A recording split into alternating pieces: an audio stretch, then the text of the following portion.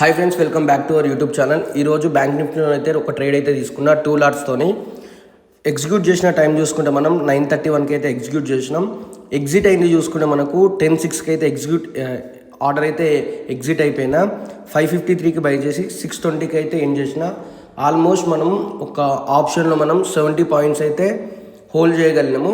దీని trade logic చూసుకుంటే నిన్న మార్కెట్ మొత్తం మనకు డౌన్ సైడ్ వచ్చింది. సేమ్ ట్రెండ్ ఫాలో అవుతుందని నేను అనుకున్నా. ఎప్పుడైనా ట్రెండ్ని ఫాలో అవ్వాలి. ట్రెండ్ని ఫాలో అయితేనే మనకు ప్రాఫిట్స్ వస్తాయి. ట్రెండ్కి అగనెస్ట్ పోతే మనకు లాసెస్ అయితే వస్తాయి. మార్కెట్ అంటే అనాలిసిస్ కాదు, ఒక సైకాలజీ.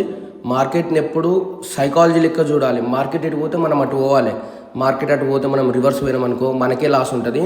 ఇంకొకటి కూడా గుర్తుపెట్టుకోండి, మనం ఏదైనా మార్కెట్లో ప్రాఫిట్ తీసుకోవాలంటే ఎక్కువ తీసుకోవాలి, లాస్ ఇస్తే తక్కువ ఇవ్వాలి. ఎప్పుడైనా సరే నేను 1:2, 1:2.5 లేకుంటే 1:3 రేషియోలో టార్గెట్స్ అయితే పెట్టుకుంటా. ఎప్పుడు కానీ నేను 1:1 అయితే ఎప్పుడు పెట్టుకోలేదు. 1:1 పెట్టుకుంటే మనం లాస్ తప్ప లాభం అయితే ఉండదు. ఎప్పుడైనా ఒకటి గుర్తుపెట్టుకోండి, ట్రేడింగ్లో మనకు పర్సంటేజ్గా క్యాల్కులేట్ చేసుకోవాలి. నేను 10,000 పెట్టి 10,000 ఈరోజు సంపాదిస్తా లేకుంటే ఈ మంత్లో సంపాదిస్తా అంటే అది కాని ముచ్చట. 10,000కు 2 to 5% అంతే. అంటే 10,000కు 200 నుంచి 500 సంపాదిస్తావు. ఎక్కువ సంపాదించాలనుకున్నావు అనుకో, ఉన్న క్యాపిటల్ 10,000 దొబ్బుతుంది.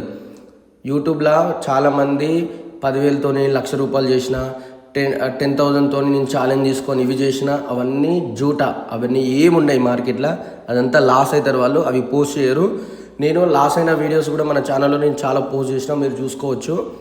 ఒకటే చెప్తున్నా, క్యాపిటల్తో మినిమం పర్సంటేజ్ క్యాలిక్యులేట్ చేసుకోవాలి. ₹1,00,000 ఉంటే 2 to 5% అంతే.